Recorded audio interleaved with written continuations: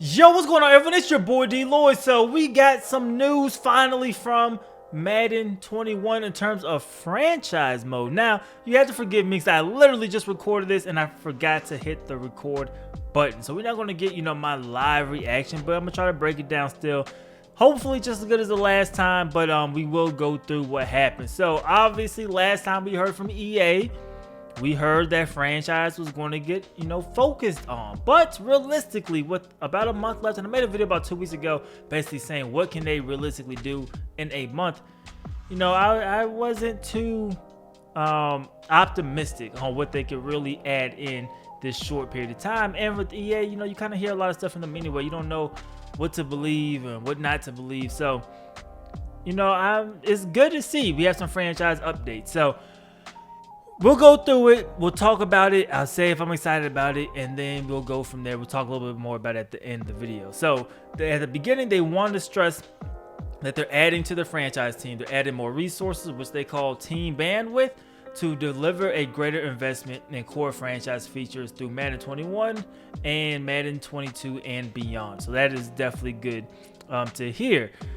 They also stressed Madden as a live service. Now, EA just had the earnings call last week, which I listened to, and they were basically, really EA as a whole, they kept stressing how good they were doing as a live service. They kept stressing, they're putting on events, they're doing things that's generating, reoccurring revenue, and basically they were bragging about how much money they have made with Madden, specifically with FIFA, but they kept throwing in Madden, right? So this Madden as a live service thing is going to continue. Now, us franchise guys, immediately you don't like it, but if you could continue to, upgrade franchise mode throughout the year, that is cool too. And that's something they're definitely going to do with 21, because it seems like most of this is not going to be in the game at launch. It looks like most of this game is going to be patched in, throughout the first couple of updates. So we'll see what they actually do at launch, but this is what they said they want to do as their post-launch support. Obviously subject to change, but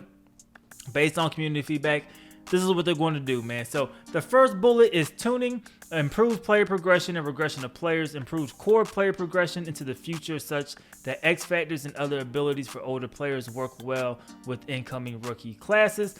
Anytime you could, one of the most important aspects really of franchise mode or dynasty modes is progression and regression of players, because you don't want a situation where everybody's progressing. That 2K has this problem where then after a year or two everybody's a 90 overall and higher. You don't want nobody progressing where you feel like you get a rookie and you're not going to progress him to the next star or possibly superstar. So tuning that's good. They added a set of tools for commissioners so they could completely reset games. They can undo roster moves. That stuff is cool for a commissioner. I'm not a commissioner in any league, so it doesn't affect me too much, but I appreciate them being there. AI personnel management. The AI will make better team management decisions in the draft, free agency, and trades. Now, I literally just recorded another episode of the Washington franchise here on the channel when we simulated 5 seasons, and I was questioning some of the moves. That video should be up Tuesday, by the way. I was questioning some of the moves that the AI was making. So if you can make this better where they're drafting to what they need, or definitely if you can manage the cap better, that's a win. Playoff Super Bowl presentation. They just said improve and refresh. If you can make playoff games feel different from regular season games and Super Bowl games feel different from playoff games, that's a win. They do it in NBA Live. The games get louder, it gets more intense. I'm sure they do it in NHL. Not quite sure. I don't play too much NHL. But if you can do that, that's cool. Presentation. Maybe they have some different, wipes and things like that. Different scoreboards. I'm not sure. But, you could always do something like that. And that's realistic. Like I made in the video, what can you realistically do in about a month? You could do that in about a month, right? Modders do it in a shorter period of time. The next bullet is X Factor and Superstar ability customization. Now, I was originally kind of mixed about it. It might be growing on me literally from making the first video to this one. Now, this one says introducing the ability to customize X Factor and abilities on all players, allowing you to customize your roster as you see fit. So this is more NBA 2K My League type of stuff, right? When you could go in and you could change everything about players on any team. There has been issues with Madden in 20 where you become a superstar and say you're a man coverage corner. I can't think of the abilities off the top of my head for whatever reason right now, but say you're a man coverage corner, you might get zone coverage abilities. Or say you're a power back, you might get, leapfrog, or you might get, jukebox, but you're a power back. So going in and being able to customize those, I think is a good thing. Now, of course, if you're playing in the online CFM, maybe they'll have some restrictions. That's up to your commissioner and how your league functions. But offline, that can make sense for you to want to go ahead and do that, specifically with defensive ends or pass rushers, right? Because you could be a left outside linebacker and you might get, coverage abilities, but in your scheme, he's a pass rusher. You know what I mean? So having that ability to kind of change things, I think, could be a good thing. So that's kind of growing on me. Another thing I did say that realistically they could do in a month is give us better career stat tracking. It looks like they're going to do that. So it says career stats UI, improved UI showing historical player performances, more immersion and depth on how players have progressed in your franchise. That's good. Being able to see, exactly where players have done the whole time you've been in your franchise is good to see. Also being able to see what teams they played on. Hopefully they put that in there. Seeing accolades.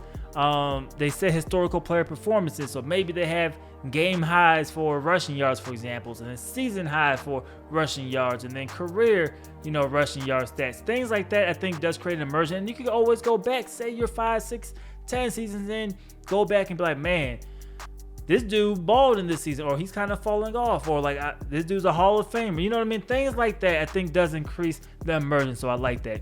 Trade logic, that goes without saying. If the better you can make that should be improved with every single version of the game. Really, all logic and tuning should be improved with every single version of the game. Retirement UI. Let's talk about this one for a second. It says better insight into retirement each season to allow players to react and manage. So let's talk about those two words, react and manage. Does that mean we could go through, maybe talk somebody out of retiring? I don't know if I'm thinking too much into that. But if they could do that, or at some point do that, that would be cool. But just giving us a simple screen so we know who retired, I feel like that's like your basic stuff, man. Hopefully that's in the game, because the way it is right now is sometimes they don't even show you when guys retire. And then playoffs updates, add an authentic playoff bracket screen to see who's in, who's won, and who's up next. So probably just more of, graphics, just to kind of see some stuff that they did. So that's basically what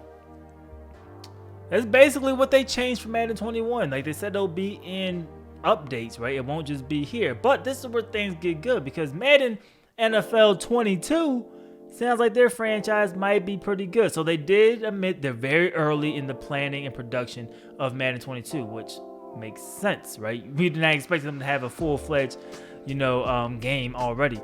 But they said they're not fully committed yet, but they're exploring some creativity, and here's some areas that they want to work on. So the first one, if they could put most of the stuff in 22, it would be great.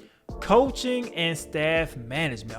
Can we finally get a coaching staff? Can we finally at least get head coach, offensive coordinator, defensive coordinator? We don't need the whole tree. That would be dope, but maybe you don't need the whole coaching tree. Just something that will be really cool to see, especially, Madden 22 should primarily be for next gen anyway. So hey, I'm all for that, man. Maybe having playbooks follow the head coaches or the offensive coordinators, and then if you fire this guy, bring in another coach, he may have a different system, and now you got to kind of build your team to those guys. Those are emerging things that I like to see. Scouting improvements, that is cool if you could do that. Anytime you can improve the draft experience, I think they should also add the actual draft day experience, improve that. But scouting improvements, that's good. They have new scenario engine enhancements. I felt like that was the idea when they introduced the scenario engine, right? It's supposed to be able to, evolve with each update. I guess we're not getting that for 21, but hey, it's here for 22. New team chemistry system. That one sounds super dope. Commissioner tools improvements, and then they said more content. And they give the examples of relocation branding assets for franchise, like new uniforms, names, logos, to relocation options for more variety. Thank you, because we had the same relocation teams since Madden 25 in 2013. So, man, hopefully that's it. They said they're listening to the community. They're gonna listen to feedback. They're supposed to be, paying attention to everybody that's in like the game changer program and whatever have you.